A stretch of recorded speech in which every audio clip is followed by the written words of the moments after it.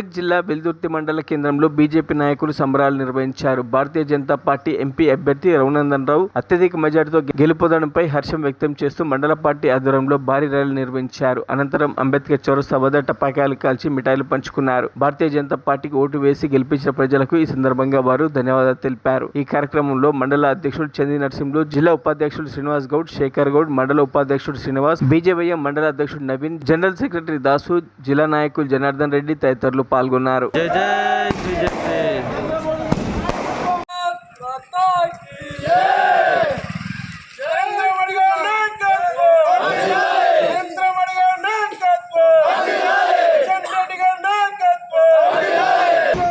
జై జై బీజేపీ.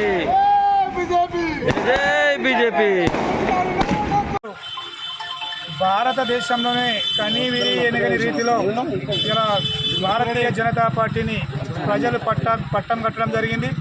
ఇక్కడ మెదక్ పార్లమెంటుకు సంబంధించి ప్రతి గ్రామంలో ప్రతి ఒక్క ఓటర్ను మభ్యపెట్టి ఓటరుకు 1000 రూపాయల చొప్పున పంచిన ప్రజలు ఈరోజు నరేంద్ర మోడీ గారు చేసేటటువంటి పనులను చూసి ఓటేసి అలా రఘునందన్ రావు గెలిపించినందుకు ఈరోజు భారతీయ జనతా పార్టీకి భారతదేశంలోని ప్రజలు మొత్తం పట్టం కట్టి ఈ యొక్క భారతదేశాన్ని రక్షిస్తాడనే నమ్మకంతో భారతీయ జనతా పార్టీకి దేశ ప్రజలు మొత్తం మద్దతుగా నిలబడి ఈరోజు భారతీయ జనతా పార్టీని అఖండ మెజార్టీతో గెలిపియడము ఇది భారతదేశానికే గర్వకారణం.